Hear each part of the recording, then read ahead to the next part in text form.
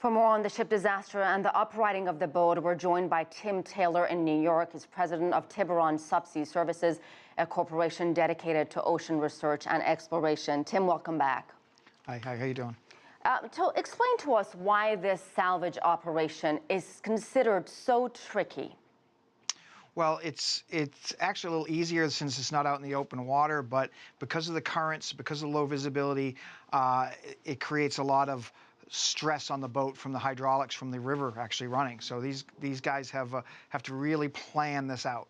So what is the challenge in doing this? Well, the challenge is doing it right the first time, because if you attempt this and you fail, it tends to complicate these things dramatically. It can bend stuff up. It can move the boat into positions that you find it even more difficult to recover. Never mind the delays that it will result. If you do it wrong the first time, it'll take you twice as long to get back there and do it again, which is, in this situation, every day is important. And we are looking at live pictures of that salvage operation.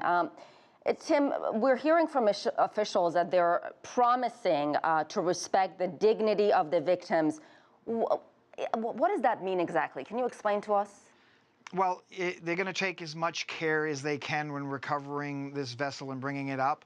But you know, there's a limit here. I mean, they're recovering bodies in a disaster, basically, and so getting the ship upright and secure is pretty much the best thing they can do, and then they can systematically recover bodies.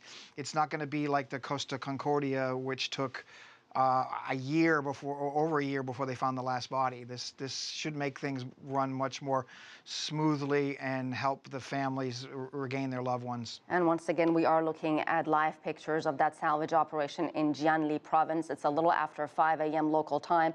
Tim, talk to us about Costa Concordia and that salvage operation and this one, and what is the big difference here? Well, the big difference on the Costa Concordia is it was grounded on the bottom. And so the whole starboard side of the vessel was aground.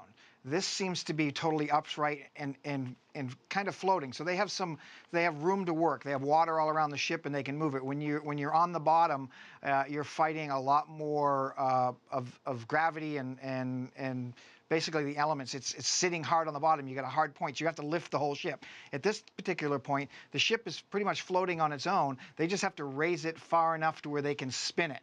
And that's light years ahead of where they would be with the Costa Concordia, where they had to actually build scaffolding and bring the ship out. All right, Tim Taylor, we certainly appreciate you being back on our program. Thank you so much.